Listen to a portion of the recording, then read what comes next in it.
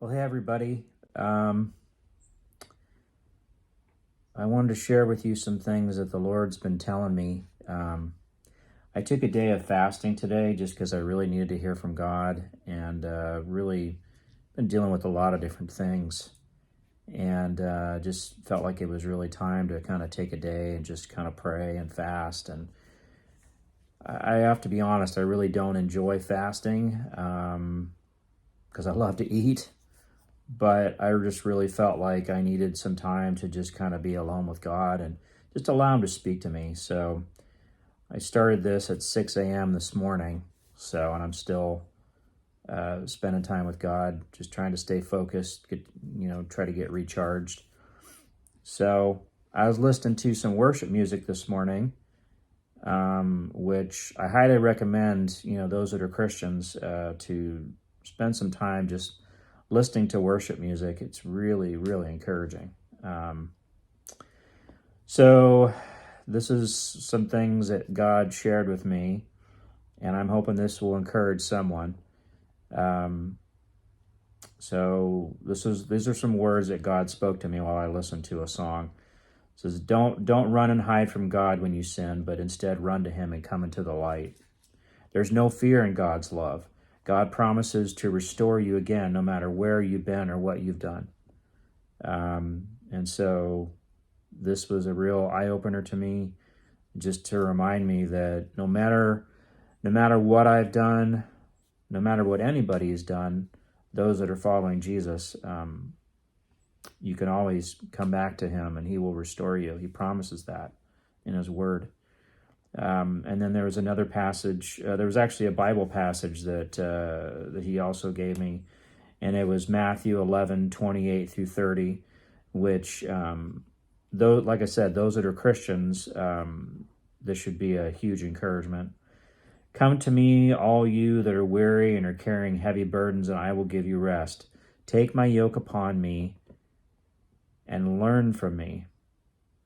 For I am gentle and humble in heart, and you will find rest for your souls. For my yoke is easy and my burden is light. So Jesus says, take my yoke upon you and learn from me. For I am gentle and humble in heart. I realize that sometimes I struggle with pride, especially in the area of political views. And just pride in general. I just feel like I struggle a lot with it. So I'm just being real today about where I'm at.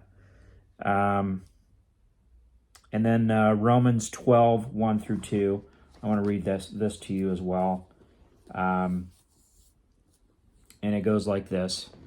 I appeal to you, therefore, brothers and sisters, by the mercies of God, to present your bodies as a living sacrifice, holy and acceptable to God, which is your spiritual worship. Do not be conformed to this world, but be transformed by the renewing of your minds, so that you may discern what is the will of God, what is good and acceptable and perfect.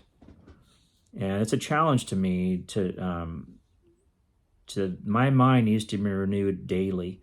I need to die to my flesh, my own desires, my own pride, take up my cross and follow Jesus. And I got to do that daily. And I think we as Christians need to do this daily. It's not just a one-time thing. We need to die to ourselves, our own mindset, our worldly thinking, our worldly philosophies, all of that. We need to die to it. And God also encouraged me. He challenged me. He said, give me every piece of your heart and allow your walls to come down. Pride needs to go. So that's something that I realize that I struggle with pride. There's a lot of different burdens that need to be surrendered to Jesus. Sometimes I get anxious about family members who aren't Christians. Sometimes I get anxious about being single. So yeah, these are things that God's been speaking to me. Again, I hope that this is an encouragement to someone.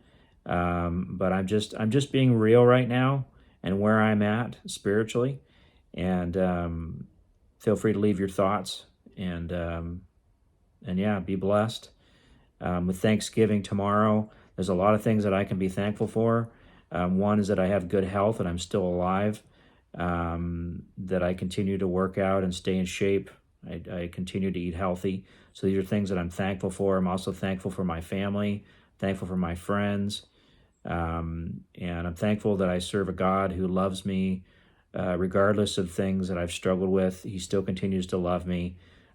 He says in his word, I will never leave you, nor will I ever forsake you. And so these are things I'm thankful for, and be blessed.